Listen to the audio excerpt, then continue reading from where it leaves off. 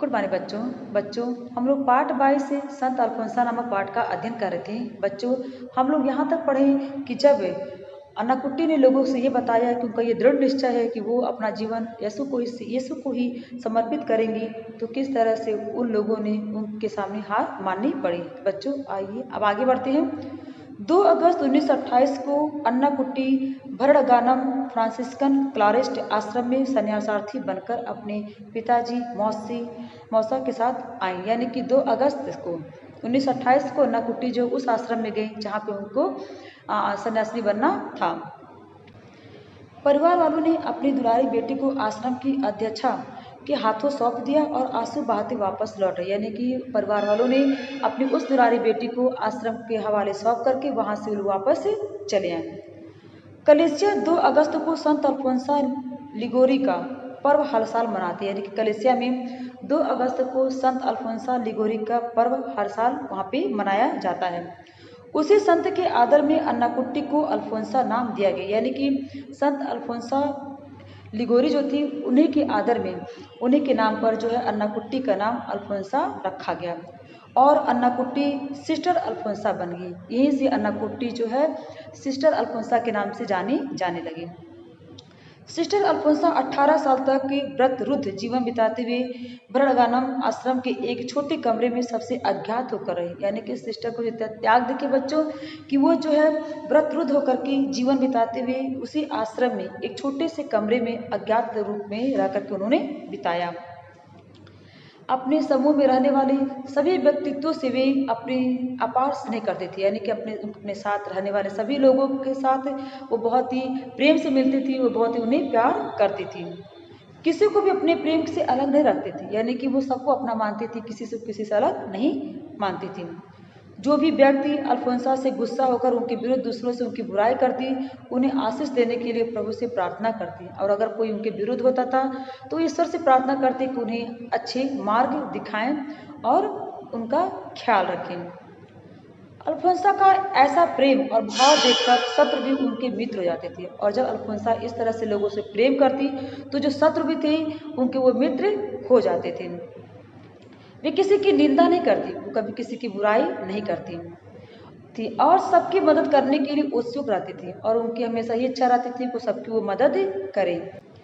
उन्होंने अपना पूरा जीवन प्रभु का नाम जपते, दूसरों को क्षमा करते, प्यार बांटते ही बिताया। यानी कि उन्होंने पूरा अपना जीवन बच्चों हमेशा प्रभु का नाम लेती थी, उन्हीं के नाम का स्मरण करती थी, दूसरों को क्षमा करती थी। अगर कोई दूसरी गलती कर देता तो उसे क्षमा करती थी और हमेशा लोगों में प्यार ही बांटती थी और दीपशिखा के समान जलते रहकर भी चारों ओर प्रकाश फैला। यानी कि स्वयं कष्ट सह लेकिन लोगों के लिए हमेशा, लोगों के भले के लिए हमेशा वो सोचती रहती थी।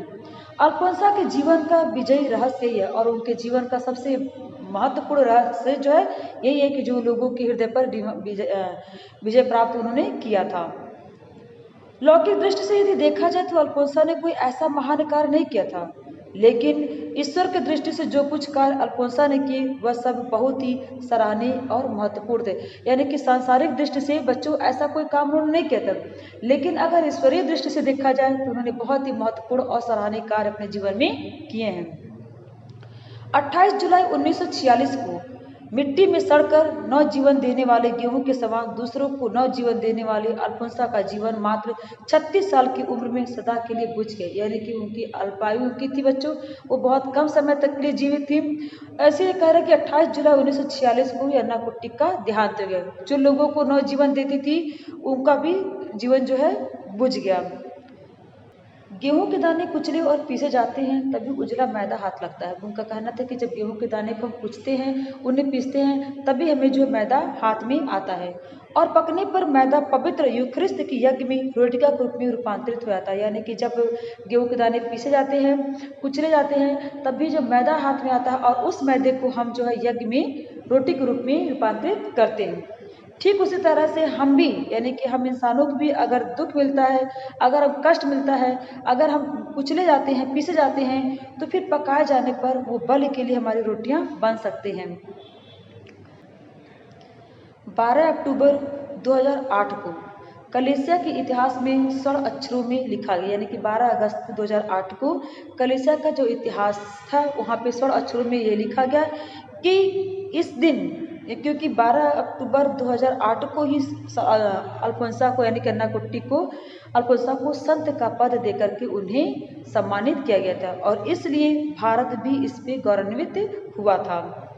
संत वह होता है जिसकी दृष्टि इस संसार में रहते हुए भी सांसारिकता से परे ईश्वर की ओर रहती है। और संत कौन होता है? संत वह होता है बच्चों जो संसार में तो रहता है लेकिन इस सांसारिक जगत से भिन्न होता है, लोगों से परे होता है और ईश्वर की ओर हमेशा उन्मुख रहता है। ऐसे व्यक्ति को हम संत कहते हैं। उसमें नम्रता और दीनता कूट कूट कर भरी होती है। नम्रता बच्चों यानी कि उसके अंदर विनम्रता होती है और लोगों के प्रति दया की भावना, इस तरह से कूट कूट कर ये बातें उनके अंदर भरी होती है। किसके अंदर भरी होती है? ये सारे संत के गुण होते हैं।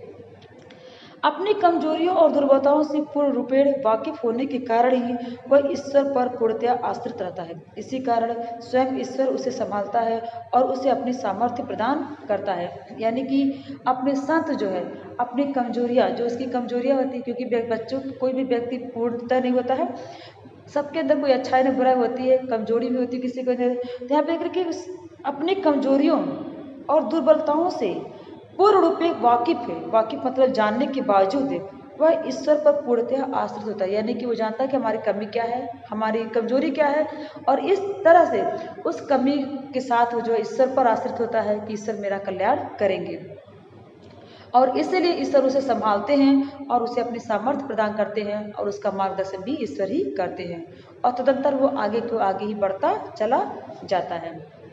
बच्चों, आपका ये लेसन समाप्त हुआ। आगे कल हम इसका अभ्यास कार्य देखेंगे।